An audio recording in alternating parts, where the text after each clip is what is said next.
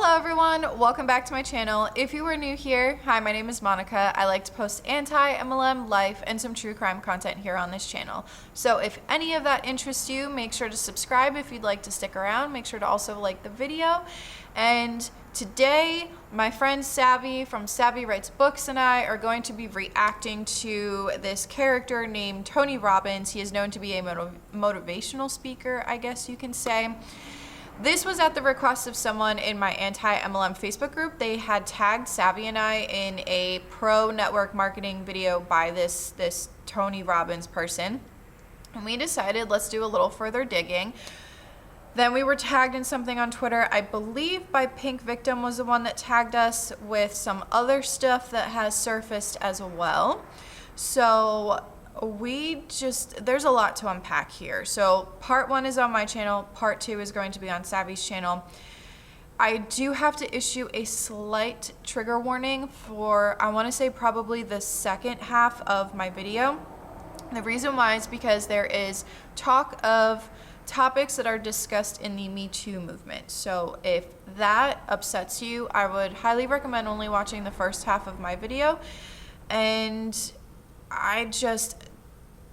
there's a lot. And also, just as a disclaimer, don't come for us. This video is for entertainment purposes only. This is fair use. This is just our opinions, allegedly, all of that. So, do have to issue that statement. On top of that as well, I did just want to say, my Americans Against MLM's t-shirt came in yesterday. And I wanted to talk about it real quick because 100% of the proceeds that Americans Against MLMs get from their merch is donated to an anti-MLM advocate who is currently battling cancer. I'll leave a link to that below. The story and everything like that is also in the description. I guess you can say the description of who they're donating to and everything of that nature. So without further ado, let's just get into this hot mess express that is a video. I hope that you guys enjoy this video because it pained Savy and I to go through this. So y'all better enjoy at our expense. But anyway, let's just get into the video. Hello everyone, Savy and Monica here. How's it going? Hello. So, somebody in Monica's anti-MLM Facebook group put out a request for us to make a video on Tony Robbins. So we looked into Tony Robbins and we were like, he seems like someone we can make a video on. But then the further we got into Tony Robbins, it wasn't just like he seems like someone we could talk about. It was like, holy shit, we need to talk about this man right now because he cannot go on being how he is for a second longer. So we're going to be talking all about Tony Robbins today and his multi-level marketing involvement, his self-help guru seminars, his weird cult meetings that he does and all of that. So I'm super excited.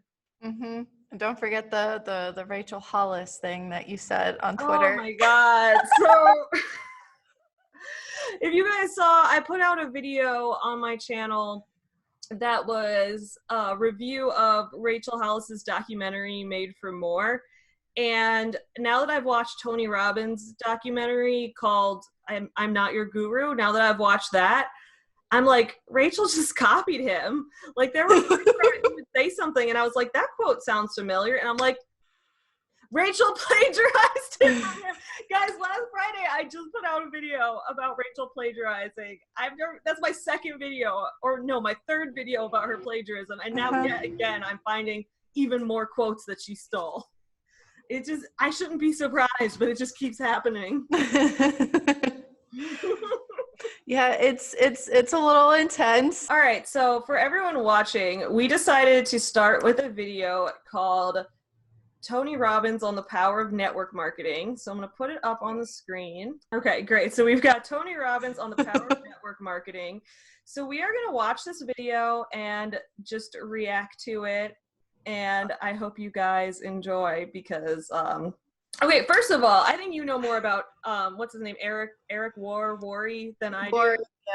Yeah. Okay, so this is a video on Eric Worre's channel. Can you I watched Savannah Marie did a big video on him, and I watched that, and I know like a little bit about him, but you know a lot about him. Tell me about, or tell the audience, I guess, about Eric Worre and who he is. Honestly, I don't know too much. What I know is that he is like super into network marketing, and he is very, I know that this word gets thrown around a lot, but very problematic. And yeah, he's just, I would say that we should just link Savannah Marie's video about Eric, because I feel like that's a perfect. He did like such a good breakdown on him. Yeah. Yes. Yeah. So I think we should just link that below. But he's just like any other of those like gurus and network marketing and all that. So Eric Worre, the king of network marketing, has done an interview here with Tony Robbins to talk about why network marketing is great. And so let's see what Tony has to say about this.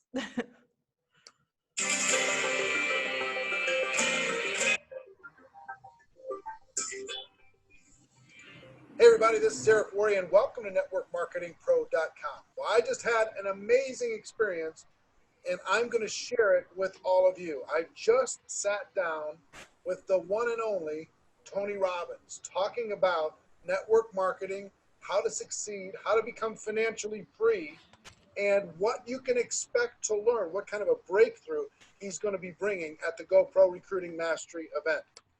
Okay, first of all, I hate the term financially free. Can we talk about financially free real quick?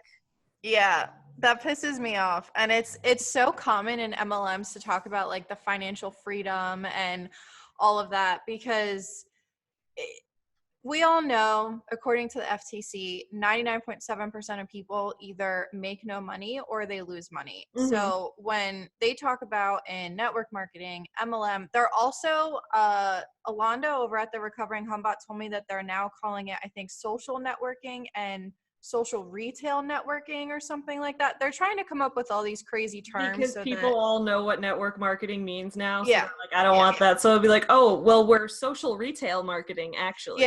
Yeah, exactly. So it's, and that's actually, I know that I've talked about this so many times, especially on our channel too, but the way that I was brought into my first MLM was by them saying the whole financial freedom thing. And let me just tell you, it's not financial freedom. I wasted a lot of money. I lost a lot of money, and I had to learn my lesson twice because I went into another MLM. So, but yeah, the whole financial freedom thing and financially free, it's a bunch of bull. Yeah, I feel like financial freedom, to me, it's one of those concepts, kind of like passive income. It's a thing that, like, the way I think of it, I don't think it really exists, like, in the pure form that people are talking about. Like, sure, I guess passive income exists in terms of, like, investments. Like, if you invest, like, if you play the stock market, that kind of thing, you could make passive income. But even then, like, you need to be monitoring it to make the most income. Or, like, I feel like money is never just going to appear in front of you. That's unrealistic. And people try to promote that as like a because it's so appealing, but it's never going to happen. It's just not. Yeah. Oh, and also FYI to anyone watching, if you see me looking over here, it's because Savy's on this side of the screen. So oh, okay, you're on this side of the screen. Yeah, so like we're not looking at each other. Yeah. It's just so, just in case anyone's like, oh, she's not paying. No, I'm paying attention. She's just all the way here in the corner. Sorry, I had to add that in there. All right, so Tony Robbins believes that we can have financial freedom through network marketing. Let's see how. I thought about what was the best way for me to deliver this unbelievable content with you. And I've decided to hold all of this and show it to you all on a special webinar on Saturday, August 15th. This is a stupid reason to pause, and I apologize if anyone gets annoyed with me pausing. I just hate the word webinar. And it's not like financial freedom where it's a thing that I think is manipulative or anything. You could have perfectly normal webinars. I just hate the word. I think it's stupid. Yeah. Like, just call it like an online seminar. But I guess webinar is the word. I don't know. People are shortening it. It makes me annoyed. I don't know why. It's like how some people don't like moist. Yeah, a lot of people don't like that word, but honestly, when it comes to like baking and stuff, certain things, there's no other word to describe it than moist, but people are just like, ew, I hate that word. Yeah, I don't mind the word moist, but I do mind the word webinar. I don't know Yeah. why. Here we go. Now, I could have charged a lot of money for this, but guess what I decided to do? We decided to hold this webinar absolutely free. This will cost you exactly $0. It's not free. It's a lead magnet. Mm-hmm. That's one of those things, you know? Mm-hmm. In the business world, for those of you watching who watch us for small business owner life stuff, in the business world, we have lead magnets, which is when you give someone something for free so that then maybe they'll buy something from you later. And in the issue of full transparency, like technically my YouTube videos could be seen as a lead magnet because it's like, then I have a Patreon and then I have like things like that. So like if someone wants to support it further, they can, but the free content is what originally appeals to you. So him being like, you know, I could have charged money, but out of the kindness of my heart, I'm making this free. Like, you're not making it free because you're generous. You're making it free because it's a way to reach a lot of people and it's advertisement essentially. It's just like how Beachbody right now, during the pandemic, is talking about how they're giving out free workouts for however long. But let's be real here. First of all, probably, I don't know, I haven't looked into it, but most likely they're asking people to put in their email or their phone number or something like that so that you continuously have them sending you stuff. Or if you are just signing up for it for free, from my personal experience, I did have success with the workouts. I no longer support it because obviously I'm anti-MLM, but a lot of people that I know, a lot of Beachbody coaches that have just gotten out of Beachbody, they actually said the same exact thing, that they actually did have success with the program. So now what do they do? So that's another thing, is that it's with Beachbody, it's not actually for free. It's just like you just said, like that's what they're trying to do. They're trying to plug their business and their name. And then you're going to think about it and say, oh, well, Beachbody offered this for free during these really tough times, but you're going to have to eventually sign up eventually. So there's that. Yeah, it's like that kind of thing where they offer you something for free, but really it's just to get your contact information so that they can advertise to you. Yep. Yeah. Also, for those of you who right now are like, during this pandemic, I do need some free workouts. I have found on YouTube, there are tons of free workouts. And this might sound like the most obvious thing in the world, and it probably is. It just took me years to realize this. Yeah. The other day, I was like, I need to start working out again. So I just Googled like free workout video, and there's a ton of them. So you don't need to pay for Beachbody. You can get a free workout on YouTube. If you're into yoga, my favorite yoga I guess channel is Yoga with Adriene. She's really, really great, and she has a lot of like 30-day, not challenges, but I guess kind of, and it's like an everyday thing where you do, one day it might be 40 minutes long, the next day it might be like 10 minutes, and it's just meditation or something. So that's cool. Yeah, in case anyone's into yoga, that's my favorite yoga channel. That's awesome. Yeah. Yeah. All right, so let's go back to Eric Worre. In order to be able to attend. Before you make the decision to sign up and your group to sign up, check out a few of the highlights from this special interview. You've been around a long time. You've seen a lot of different things. What are your thoughts about network marketing in general? What is your thoughts about the decision that people can make to become entrepreneurs using it? What's interesting, I'm doing this program right now, and I got a room, of a couple thousand people from 44 countries, all business owners. Some of them are businesses that are approaching $1 billion. Some of them haven't even started yet, right? They're just picking their business. So it's really variety. And one of my goals in that event is to actually get people to not go in business. And the reason it sounds horrible is someone spends $10,000 to come to an event, and I told them up front, some of you are not made for this, because to run a business requires a certain natural capacity, a nature, if you. Okay, I'm like already confused here because so I was watching this video for the first time last night while I was like scheduling my Instagram for the week. And I was like, am I just not understanding this video because I'm also doing something else at the same time? And now I'm watching it again. I'm like, no, he's just making no sense here. First of all, everyone knows I have a problem and you have a problem and we all have a problem with when they say MLMs are entrepreneurs, because they're not. So they start off, and then when Tony here was saying like this seminar for people going into business that he's hosting, like, is he talking about MLM people or is he talking about actual business owners? Because he's using them interchangeably and I don't actually know what he's talking about.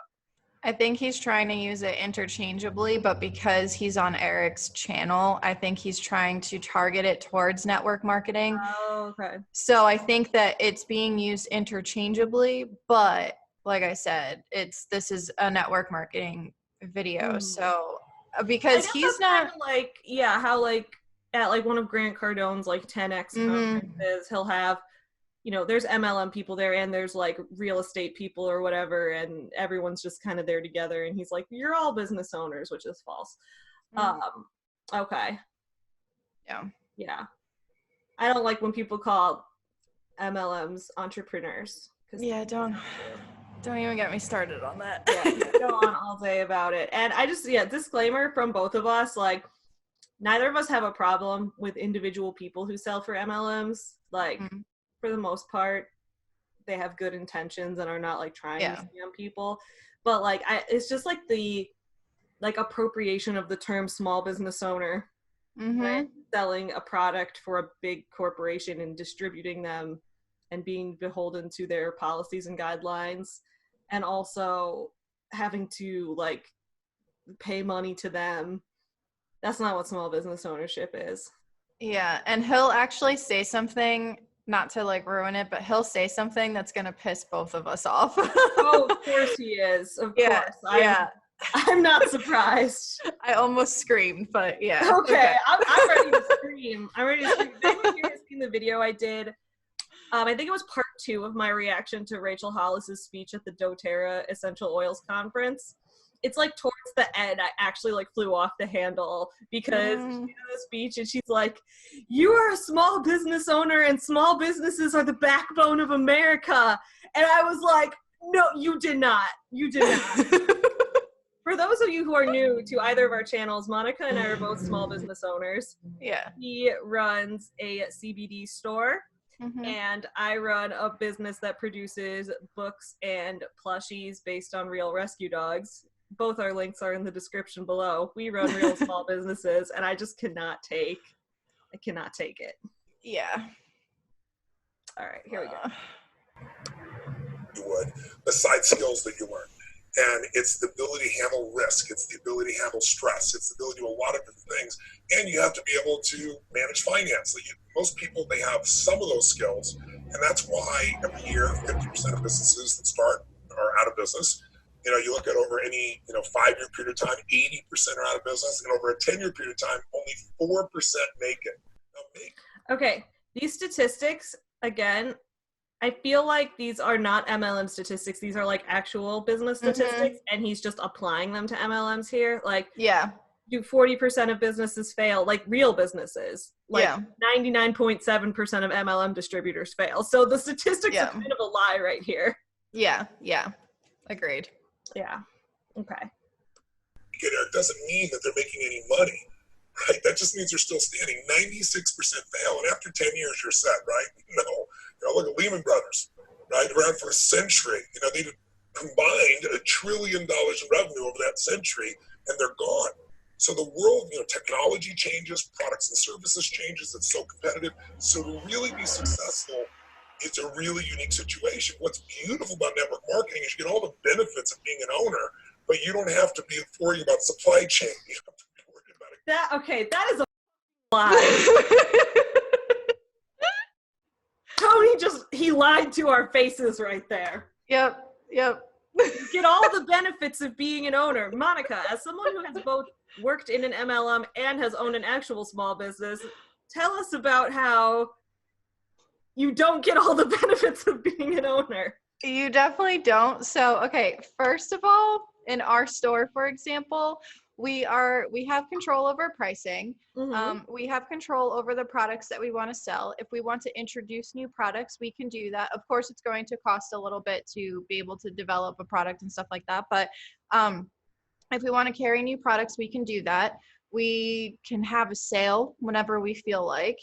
And at the end of the day, this is in our name. We are the founders of our business. And so, but when it comes to MLM, you have to do everything that the MLM company tells you to, or your upline, because your upline can be just like, the upline is basically like the messenger from the MLM company, but you have no control over the products. You have no control over the pricing.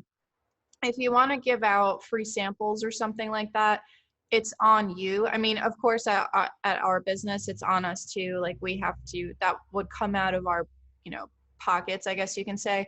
But with MLM, it's completely different. Completely different, because you are working for somebody else. At best, an MLM rep is an independent contractor. At best, it's not a small business owner, and it's completely different. So that's why whenever MLM reps tell me that they're a small business owner, they have no idea, because we built our brand and our store from the ground up. I mean, even the shelves and stuff that you see in the background, like my fiance, he built all of that. So that's really cool.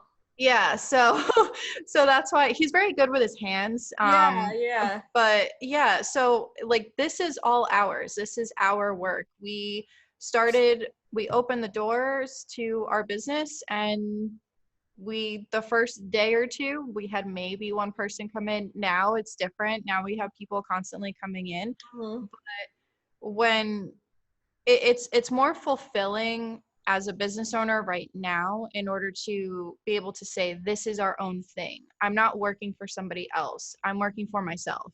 So it's completely different. Yeah, and I always feel like we constantly see posts that MLM companies put out, or like their corporate people put out, that say like, you cannot use this type of language in your post, make sure, or like they're trying to legally cover themselves and that kind of thing. It's like, well, if you were a small business owner, there would be no corporate entity telling you what you can and can't do.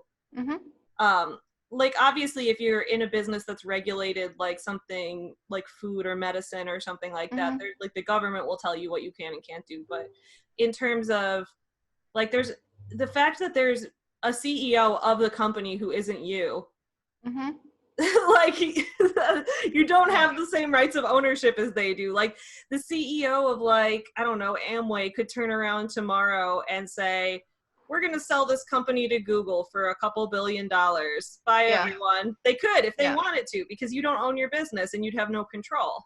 Yeah. And if they shut down, then you're out of a job, basically. I mean, look at what happened a few months ago with Mary Kay in Australia and New Zealand. They shut down, and all those people are out of a job. Whereas for us, if let's say the business doesn't do well and we shut down, we know that it's coming. We know that that's going to happen. And of course, the CBD industry isn't really regulated that much yet, but there are certain things that we can and can't say. So obviously we can't be making claims like how some of the people in the MLM industry do, and because that's how you get in trouble. But we don't sit there, and I don't have my upline telling me, here's a script on how to pitch to someone, just switch it up a little bit and make it your own. No, I don't have to do that. Most of the time people come to us. I don't think I've ever slid into anybody's DMs for our business. If anything, it's people that are asking me questions. And I said this in a video recently of mine, that if someone were to message me, ask me questions, and they decided, you know what, I don't know if this is for me, it's because it does get expensive. CBD does get expensive. And so if they tell me, I don't know if this is for me, then that's fine. And I'll leave them alone. They can come to me when they're ready. And if they're never ready, no hard feelings. I'd rather give information to these people and educate them instead of, a hempworks hun that doesn't even know. And I've talked about this multiple times, but like a hempworks hun who has no idea about any of the products. So, and that's just, but with an MLM, you have to constantly badger people. I talked about this in a video too, is my one friend, she had a Beachbody coach that was messaging her all the time for an entire year. Like, that's not okay. You do not do that. It's one thing to pitch someone and market yourself, but it's another thing to just consistently bother people over and over and over again. Yeah. So I'll be clear. I'll just do a disclaimer. Monica's a better person than I am because I have slid into people's DMs. Not for MLM related things, but when I was running a Kickstarter, I did, because that was the thing with like people who have success in Kickstarter recommend is like, you know, individually tell every single person you know about it. So I did, but I made a rule that I was going to tell everybody about it one time. And if they didn't respond, that's fine. If they responded and were like, oh, that's cool, I'll take a look at it, and never did anything else, like, I, you know, just can carry on, talk about other things, never bring it up again. That was my thing, was that if after I made everyone aware of it once, if they followed up and wanted to buy something, like, great. If they didn't, I would never message them a second time or try to handle an objection. Like, that's what we're taught in the sales world, handle objections, never try to convince them that they should buy it. Because honestly, when I'm marketing my business, it's because I want it to reach customers who are interested. And if people aren't interested right off the bat, well, there's billions of other people in the world. You know, try to find them. You need to find your audience, not try to convince every single person in the world that they are your audience, because they're not. Yeah, and there's nothing wrong with like sliding into somebody's DM, and like, for example, in your case, when you were talking about your Kickstarter and everything, like, there's a difference between doing that because you're in the stages of creating your own business that you created by yourself. It's your hard work, it's your passion. Yeah, because these are like products that I physically like made. My books with my writing and my art, and stuffed animals making with my mom, and toys that Tyler and I made with the 3D printer. It's like stuff that I made. So I think there is a difference there too, but it's still the same principle. Like, you don't want to bother people. You don't want to, you know, make people, because I never want to have anyone in my life feel like I want to turn a friendship into a business transaction, because I don't. I just like want to make sure that everyone knows about it. So if I've told you once, you know about it. I never need to tell you again. So that's what I want to say on that. So for those of you, I have slid into people's DMs. I apologize if it ever bothered you. But you're not harassing people. You're not constantly. And I mean, and that's the thing, is that why do you think that MLMs have such a bad name? Why do you think that so many people are so annoyed? Is because these people just consistently message them over and over and over again. And it's like, if someone says no thank you, that doesn't mean, because I say this all the time too, this was taught to me, no doesn't mean no, it means not right now. That's what I was taught in an MLM. Accounting, especially in the world we're in today.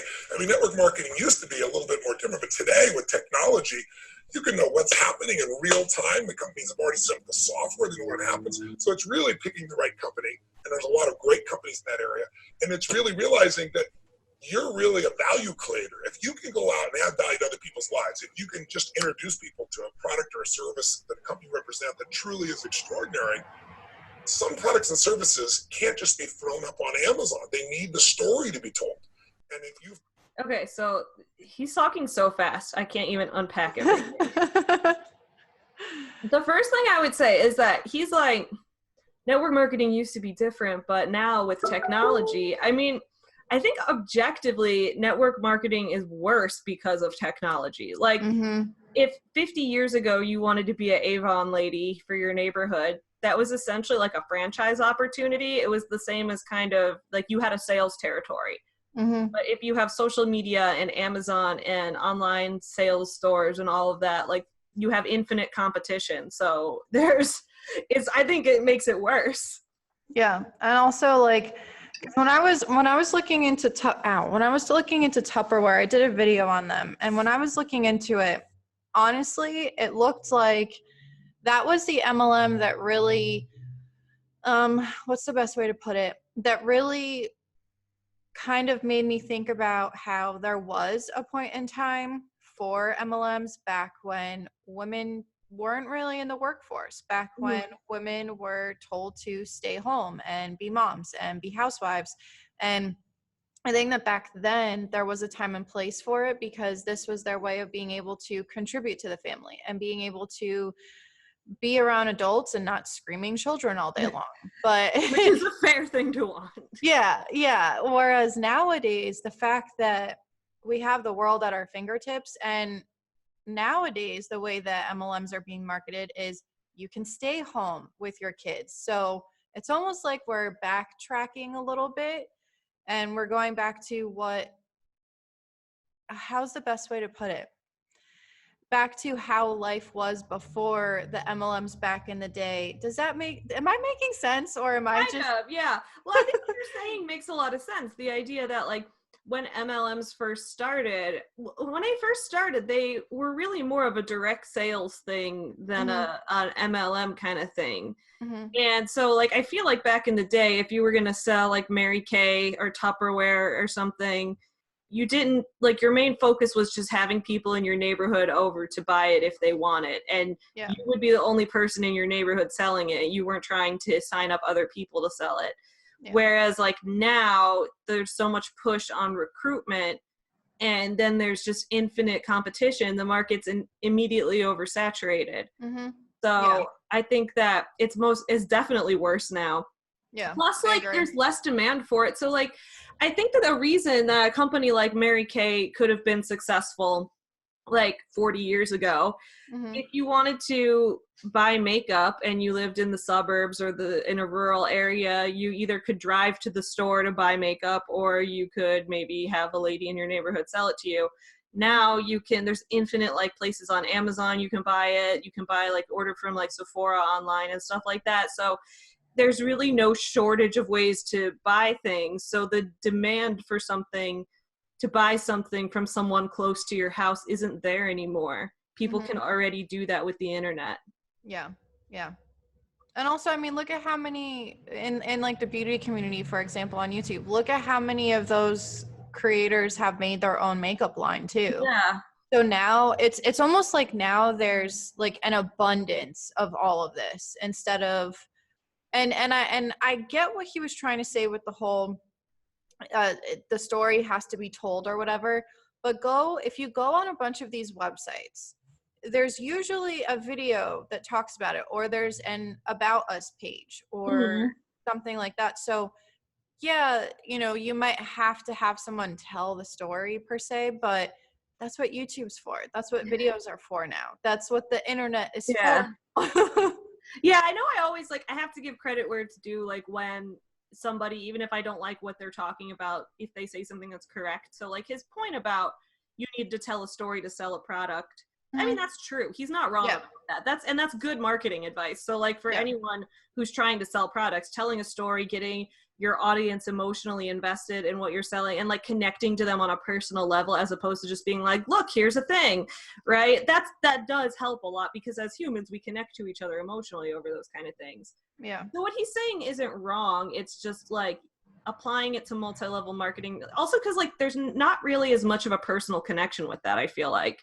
Yeah. If you start a business because you made something yourself, because you built up your own brand, that kind of thing, it's different than reselling someone else's product. I feel like that's much less personal. Mm-hmm. Yeah, exactly. All right, Tony, keep going. You found a product or service of that nature, and you got a company that has a generous schedule being able to reward you, and then you begin to get leverage where it's not just you, where you multiply your efforts to other people, then you get all the benefits of being a business owner without all the headaches and without the same level of risk. And so I think network marketing is amazing. Now, network marketing has a mixed reputation, and we all know that, right, in the marketplace. And, anybody goes out, but what are you doing? That's why you got to own yourself as a professional. I think that's why I'm supportive of what you do, because you're not just pumping people up, you're giving people real skill sets to be a pro. So I hope you're as excited as I am. Okay, and then I guess the rest of it is just going to be Eric talking, because then he wants us to attend his webinar. Yeah, I think what Tony's saying, like, it's without all, I don't know why he's saying it's without all the risk. There's absolutely risk in network marketing. Pretty much almost every company you have to pay to join. Yep. So from the beginning, there's a financial risk. You have to put money into something.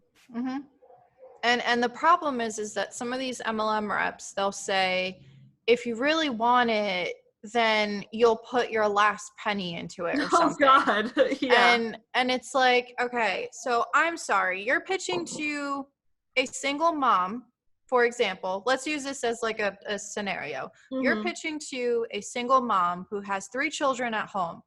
Maybe she's working, I don't know, 2-3 jobs just to be able to make ends meet, just to be able to put food on the table.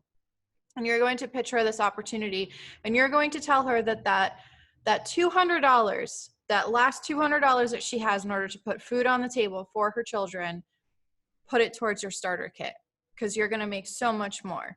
How can people do that? Because that is a giant risk that she's taking. And anything that you invest money in is always going to be a risk. Was it a risk for us to start our business? Yes, just like it probably was for you too. Everything's a risk. Yeah.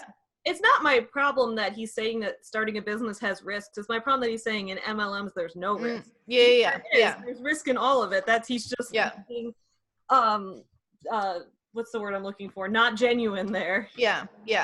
And the thing with MLMs too, I mean, if you want to reference back to the LuLaRoe documentary, the Vice documentary that's on YouTube. Oh, that one's so good. If you guys haven't seen the Vice documentary on LuLaRoe, you need to watch it. Yeah. And it's just like, it's insane because you see people there who filed for bankruptcy. You see people who, I forget what her name was, but she was the one with the long, straight brown hair. She had to give up her house. And so don't say that there's no risk to MLM when clearly there is. There's risk. Yeah. And what I find interesting is I've seen like social media posts from people trying to recruit others into MLMs who say things like, if you can't afford the startup fee, if you can't afford the starter kit, here's some ways that you can get the money to do it. And it'll be like, buy cheap things on Amazon and resell them at a higher price. And I'm just like, or you could just continue doing that. You'll make more money starting your own business. Like, if you're going to make money like reselling cheap items, you could just make a Poshmark account and continue to do those kind of things. Like, you don't have to then invest the money in the MLM. Just keep doing what was making you money. Yeah. Or one of the things on there will be to ask your family for money. Another thing that some of them might say, and this was something that people used to tell me, like my uplines, is when people would turn you down and say, I don't have the money for it right now. And some of them might just be nice and they're just being polite. Yeah. But they'll say things like, to be very passive aggressive, which I'm going to admit it right now. I made one post like this and it was, you can go to Starbucks, you can go to Target, you can go out to the club, you can spend all your money on all these things that make you happy. Okay. These things make you happy. But you can't spend like $200 on a starter kit. It's so cringy that like I even said any of that, but that's a way that they try to get you to get people to sign up. And it is very passive aggressive. So, but I still can't believe that I said that. It's so cringy. I don't blame you. Like when I worked, I think I'm going to make another video on this topic because people always try to say like, oh, 9-to-5 jobs are just like pyramid schemes. And like, obviously there's reasons that's not true, but I did work in 9-to-5 corporate America in high volume sales briefly.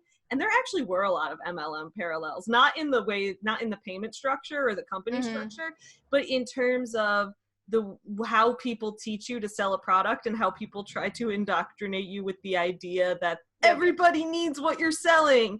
Everybody, you should, no doesn't mean no. No means not right now. No means one step closer to yes, and that kind of thing. And I just was so incredibly uncomfortable with that. So I only lasted 1 month and I closed 0 deals. Well, and people kept being like, Savvy, you're so good at this job. Like my boss, and I would be like, I've closed 0 deals, right? She'd be like, what, really? Because people thought I was good at it because I was just always having nice conversations with potential clients, and then they'd say no to sales, and I'd be like, oh, cool, so what's up? How's your mom doing? And I just like talk to them after that and then like let them go. And I wasn't supposed to just talk to them and let them go. I was supposed to leverage that rapport that I'd built for the sake of selling. And I was like, nah, I'm just going to talk and like, but people thought because I was friendly, I was doing well. I was like, no, because at the end of the day, I don't want to use people. Yeah. So anyway, I was shit at sales, but that's the thing I'm currently working on writing about in my book that I'm working on, is how I was so bad at sales and the reasons why. But now I've learned how to do sales for my own business, and it's very different when it's something you actually want people to have. Oh yeah, I agree. I mean, I've worked at commission jobs, like commission-based jobs. I've worked in car sales. I've done a lot of it, and all of it is, it's different in its own way, but it's just like how you were saying, there are a lot of things, the marketing aspect of it, which are kind of similar to MLM, where it's like you just have to keep it's no doesn't mean no, and I mean it's like that in sales really anywhere, because that's how you're gonna make your check, that's how you're gonna put food on the table. But I think that cars, like used car sales, and I'm talking about like the typical used car salesman that we think of, like Monica was the typical used car salesman for a little while. I'm talking about like Danny DeVito and Matilda, like that kind of a like that kind of a used car salesman. And like an MLM, there's a lot of these just sleazy, that's the best word I can think of, just practices of how to sell things. And because everyone's just looking to make money. And I mean, even in my industry, I've had people come in here where I educate them and they had no idea because no one told them this before. They just like pushed a product onto them. And I'm like, this isn't something that you just push on someone. This is something that you have to sit down and talk to them. But not many people want to run an honest business anymore. So that's what I'm going to say about that. Yep. Also, we decided to do this collab on Tony Robbins, and then someone sent us a link to this video on Now This called Tony Robbins Does Not Understand the Me Too Movement. So basically, we fell down a rabbit hole is what happened. We first learned that Tony Robbins was promoting multi-level marketing, and we were like, okay, we need to shut this man down. And then the more we researched him, it got worse and worse. This is like when I first found out about Grant Cardone, and I was like, oh, he spoke at World Financial Group. This is awful.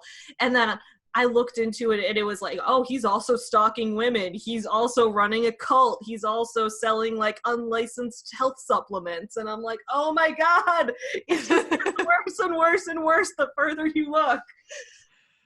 So let's see what Tony Robbins thinks about the Me Too movement.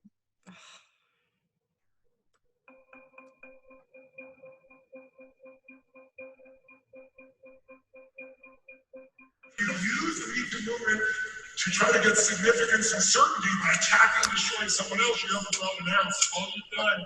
Basically, use a drug called significance to make yourself go. Okay.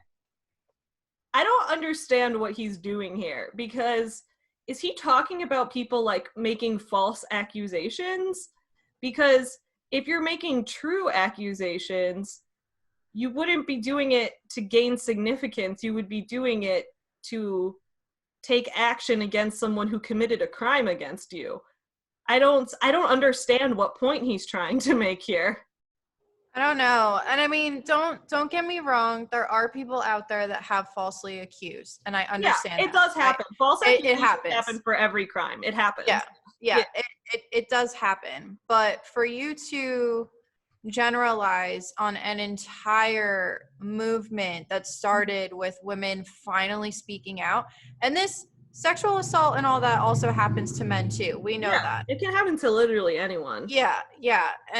But it started out with these women that were coming and they were speaking out. And for him to make just a generalized statement about the movement and what it's about is just, it's just disgusting to me. Honestly, that's the best way that I can explain it. Especially because I feel like the movement started to gain a lot of traction with Harvey Weinstein. when like suddenly it was like, and Bill Cosby also, suddenly it was like there were so many women that had come out against these people, and like yeah, sure, Harvey Weinstein, like some of them are famous, but that's because they're already in the film industry. Most of the women who accuse like Bill Cosby, I don't remember what their names are, like they weren't doing this to gain recognition, because that you don't get famous from that, like taking action against someone in power. So I don't know why he's thinking that people would report sexual assault to gain significance. That doesn't make any sense.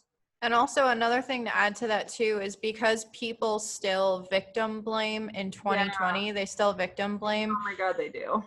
A lot of people, they won't come out and tell their story. So just to have someone say that these people are just doing this to be significant or something like that, because here's the problem too, is that, for example, the women that came out in Hollywood, for example, they are big, well-known names. And even though, yes, they spoke out against the person who, you know, the person that they're accusing, even though they spoke out against them, at the same time, because people still victim blame, now I can't speak for them, but maybe, just maybe, they had in the back of their mind, like, this can ruin their career, because a lot of people, they like to victim blame. So who's going to believe these women? Because maybe a lot of people would probably make just weird accusations of like, oh, they just want attention. That's all that it is. Like, you have to run into that when you're speaking up against the people who have hurt you and who have acted very inappropriately and disgustingly. That's a word? I'm making it a word now. Well, what I find really gross here is that what Tony's doing essentially is telling people like not to come forward about it, because he's saying like, if you report sexual assault, you're just using it as a drug to make yourself feel good, or whatever he's trying to say here. Is basically, he seems to be like, someone in the audience could be listening to that who was considering reporting something, and he's basically saying, it won't do anything if you do that. It won't make your life any better. Like, it's almost like he's discouraging it, and that's really scary. Yeah, and that's the complete opposite of what the Me Too movement is about. Exactly. Okay, cool. So let's see, because then there's a lady who stands up to talk about this. So I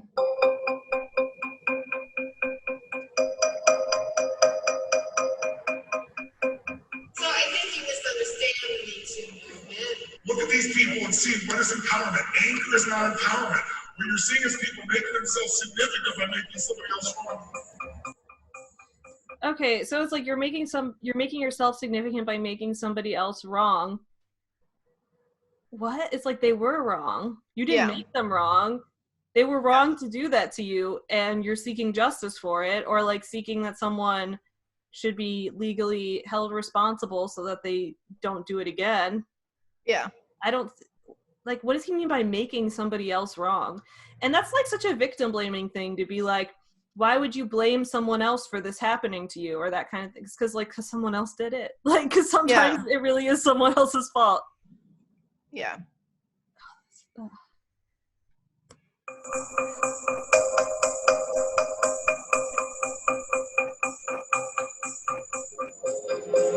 You're telling me that the more I push, the more I'm going to be safe. You are a leader and an influential man. Yes. And you are doing a disservice, in my opinion, to the Me Too movement.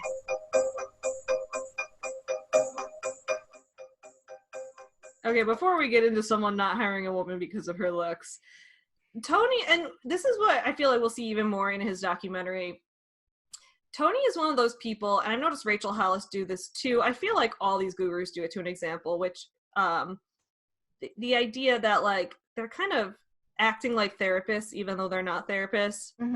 Like, you have to be licensed to be a therapist and to treat someone for mental health and that kind of thing, but he does this thing where he's like, okay, we're going to try this exercise and this is going to fix what you're talking about. So he's like, I'm going to push against you and you're going to push back and we're going to analyze what this means.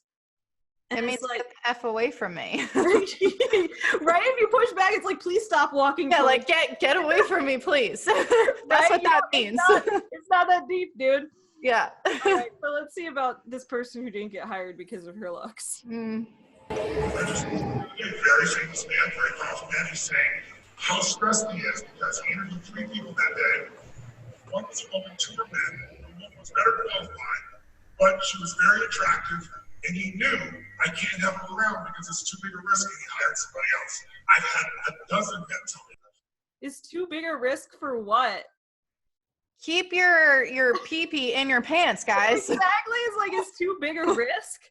Like, The how fact that how he's hard is that? attractive is a risk for what?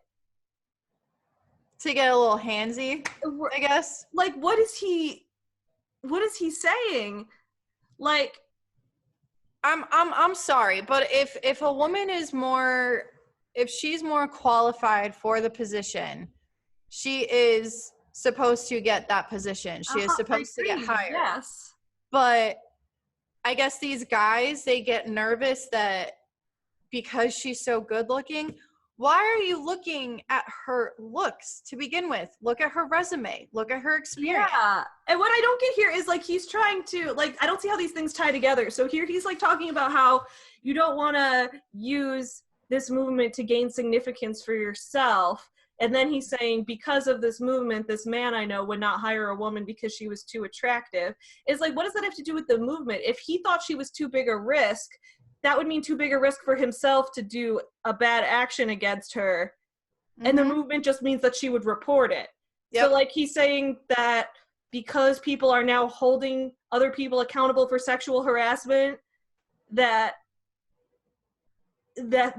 they don't get hired anymore because men are going to sexually harass regardless.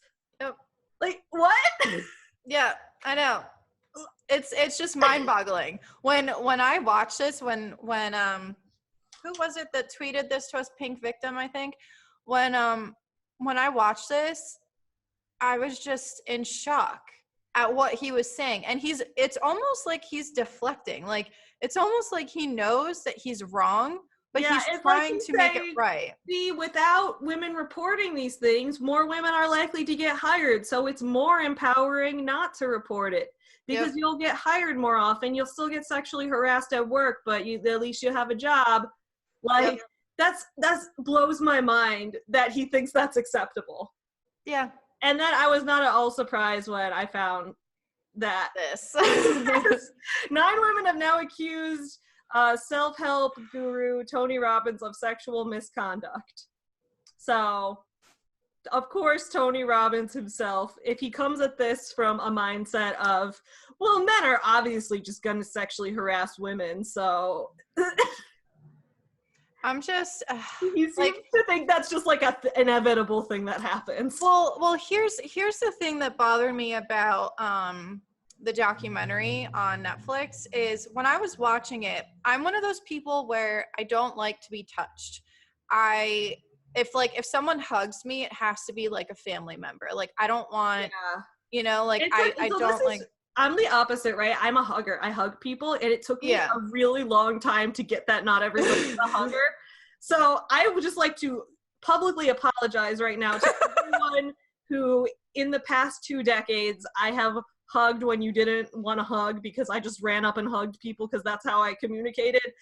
It took me a while to realize that that's not nice. So I genuinely apologize. I'm sorry. Well, like, if I were to see you and if you were to hug me, I would be okay with it because, like, I feel like I know you. Right. But like, if I were to go to his seminar, whatever you want to call it, if I were to go to it and if he were to like he literally kisses women on the neck.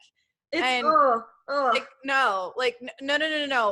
he puts like his hands on them, and I'm one of those people where, because I had a job, 2 jobs actually, where the men were inappropriate. The most recent one, I would have like a guy that would come up behind me and would like try to massage my shoulders, and I'd be like, ew, like get the F off of me.